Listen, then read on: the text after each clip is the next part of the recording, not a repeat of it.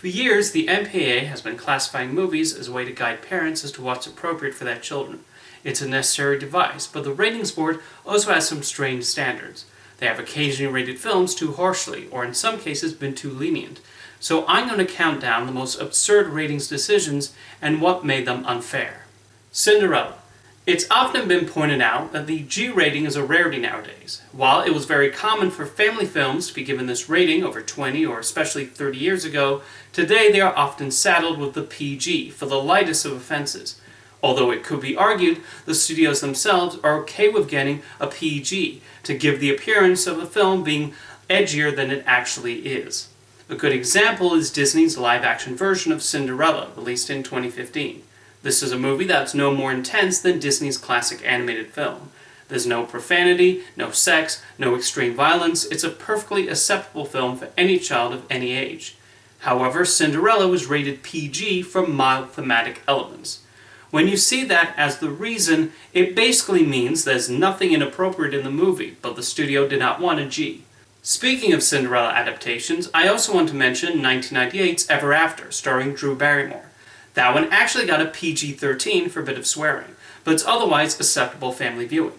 Fox later released a slightly edited version for home video, which did receive a PG. And for that edition, the MPAA added an additional ratings reason. Which one? Mild thematic elements. Billy Elliot. The MPAA tends to be rather harsh when it comes to swearing. You can have a high body count and as many violent action scenes in your movies, but as long as the blood is kept to a minimum and nobody says anything too bad, you can get away with a PG-13. On the other hand, if the worst thing that happens in your film is characters say the F word a certain amount of times, you're guaranteed to be rated R. A perfect example of this is the British film Billy Elliot. It's a lovely movie with a lot of themes about growing up and identity that young people can identify with. However, because the F word is dropped about 50 times, the MPAA slapped it with an R rating. Because teenagers have never heard that word in their lives or repeated it to their school friends, Universal seemed to agree with the harshness of this rating and released an edited version on home video. While the uncut edition of Billy Elliot got an R simply for language, the other version got a PG-13 for some thematic material. And this won't be the last example of this happening. 8th grade. With this film, Bo Burnham painted a very realistic portrait of the anxieties and uncertainties of what it's like when you're 13 years old. He does not hold back, but also made sure not to go overboard either. The dialogue said by the characters and the awkwardness around sex are familiar to anyone who was that age. It's a movie that any 13-year-old should be able to watch. And yet, because of said dialogue and awkwardness around sex, the MPAA gave the film an R rating. Even though the situations presented in 8th grade will be familiar to most people in 8th grade, they're not allowed to watch it without parental supervision. While A24 did not appeal the rating, it's clear they disagreed, as they set up special screenings in select theaters that allowed anyone of any age to attend, and I definitely applaud that decision.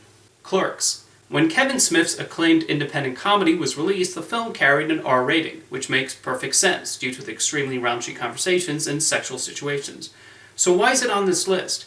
Well, it's because when Clerks was screened for the MPAA, they actually gave it an NC-17.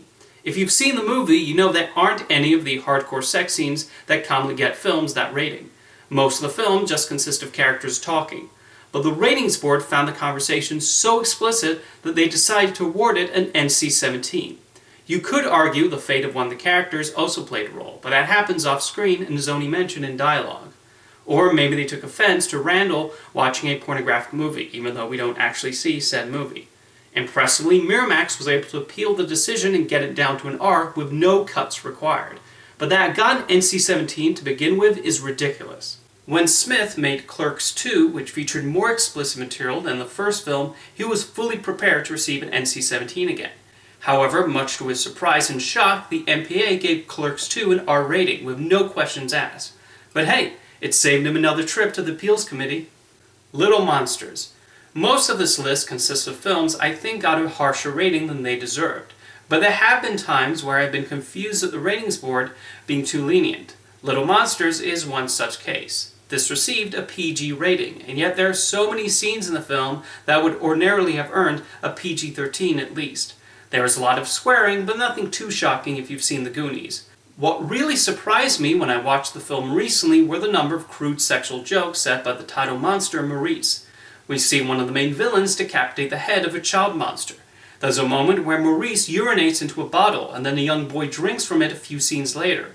The movie plays off shocking scenes of abuse and child punishment for laughs, with the lead character's father continually threatening him in violent ways. And there are quite a few scenes that could possibly frighten a young child. It's a very dark and grimy film, even by the standards of films in the 80s that were marketed towards families. And yet, it received a PG. Little Monsters was a massive flop at the box office, but the few parents who did take their children to see it were probably covering their eyes and ears at several points. Beetlejuice. Released a year before Little Monsters, this is a movie in a similar vein, although to its credit, the film was marketed like any other comedy rather than a family film. However, it's still surprising this popular Tim Burton movie got away with a PG. There are several scenes with scary imagery and creatures, including a part where Adam Maitland pretends to be beheaded. Beetlejuice makes frequent sexual jokes and at one point visits a strip club. There are a few references to suicide along with a plot point where Beetlejuice attempts to marry Lydia Dietz, who, need I remind you, is a teenager. And we also have the infamous moment where Beetlejuice shouts the F word and grabs his crotch. Fun for the whole family. Although, funnily enough, Warner Brothers did later release a family-friendly cut of Beetlejuice on home video in the late 90s. Now, you could argue the PG-13 was in its infancy when Beetlejuice was released, and they were still trying to figure it out. And that is actually the reason why I chose to limit this list to films released after the PG-13 was invented. Of course, films like Jaws and Annie Hall are far from PG, but with only 4 ratings prior to the introduction of PG-13 in 1984, the ratings board did not have many options. That's why it was such a brilliant idea on Steven Spielberg's part to suggest this new rating, even if it took a few years for the MPAA to figure out what belonged there. And Beetlejuice certainly did. Requiem for a Dream. Darren Aronofsky's film about the dangers of drugs received an NC-17 from the MPAA, a decision that led its distributor, Arts and Entertainment, to instead release the film unrated. You might think it got that rating due to its depressing nature and the harrowing depiction of drug addiction. What they actually objected to was a quick sex scene near the end of the movie involving the fate of one of the main characters. This is actually an example of how the ratings board does not seem to take context and audience into account when classifying a film. Requiem for a Dream is a movie that's very upfront about how drugs can ruin your life and send it into a downward spiral. It does not romanticize drugs in any way, and I would even go so far as to call it the perfect anti-drug PSA. Most of the people on the ratings board are parents, so you would think they would want their teenage offspring to see a movie that would scare them off drugs forever. But one sex scene was enough to deem it completely inappropriate for them. True story, my high school once did an anti-drug assembly, and as part of the presentation they showed a clip from Requiem for a Dream. Yes, that really happened. The right film can be a powerful and effective tool in changing one's decision-making, and I cannot imagine anyone watching Requiem for a Dream and then trying to find out where the local drug dealer lives. The King's Speech. I mentioned before about the MPAA being pearl clutchers over profanity, and them not taking context and audience into account, and never is that more evident than with The King's Speech. Detailing King George VI seeing a speech therapist for his stammer during World War II, the film has very little that's inappropriate for most viewers. The only instances come from a few scenes where George says a few F-words as a part of his therapy. He's not insulting anyone, just saying those words for his own benefit. And that was enough for the MPAA to give the film an R rating. It's the perfect example of how they put too much stock in foul language. To compare with other film rating organizations, the British Board of Film Classification awarded The King's Speech a 12A, while in Canada the movie received a PG in most provinces. What the MPAA also does not take into account is that most children probably are not interested in seeing an historical drama about a king trying to overcome his stammer, so he can speak on the radio. I doubt many 10-year-olds were begging their parents to take them to see The King's Speech. I can understand the MPAA's concern with children seeing a really violent movie, or a film with explicit sexual content. Less so a drama where the worst thing they'll experience are a few filthy words. The Weinstein Company did later re-release The King's Speech in a PG-13 edition. But the strangest thing is that while the original version got an R rating for some language, the toned-down edit was PG-13 for language, implying that it has more profanity. Really confusing, isn't it? Home on the Range. There are several animated films over the last 20 years, and especially the last 10, that received a PG despite being completely acceptable fare for all ages. The Shaun the Sheep movie, The Lorax, Tangled, Finding Dory, and My Little Pony the movie, to name a few examples. I honestly could have filled this entire list with these, but I wanted some variety in my picks. They tend to get PG for the most innocuous of reasons, and maybe the king of these is Home on the Range. This is a movie with very little that will upset a child. It's arguably the most child-friendly feature in Walt Disney Animation Studios' entire catalog, next to the Winnie the Pooh films. And yet, it got a PG for brief, mild, rude humor. Specifically, one joke. One line of dialogue got this movie out of G-Land. And what was it? Yeah, they're real.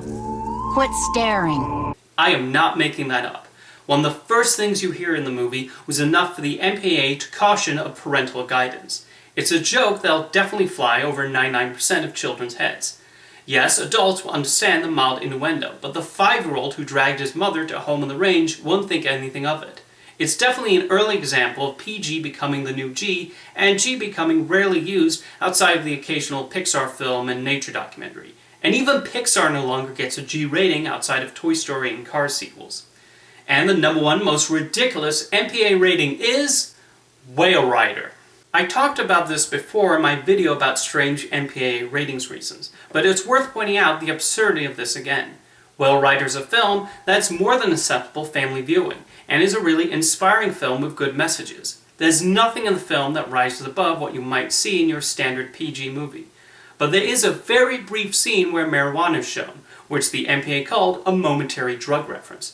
Not only is it momentary, most viewers likely would not even pick up on it. And that's why Whale Rider received a PG-13. Roger Ebert especially disagreed with this rating and called it undeserved multiple times on his television show and his newspaper columns. The MPAA even took issue with the film's distributor showing Ebert's recommendation to take the kids to see it in their television advertising. To which Ebert responded, "I said take the kids, not send them in alone." It's maybe the biggest example of how flawed the system is, and that's not always an accurate representation of a movie's appropriateness. Are there any MPAA ratings you also disagree with? Let me know in the comments, and I'll see you next time.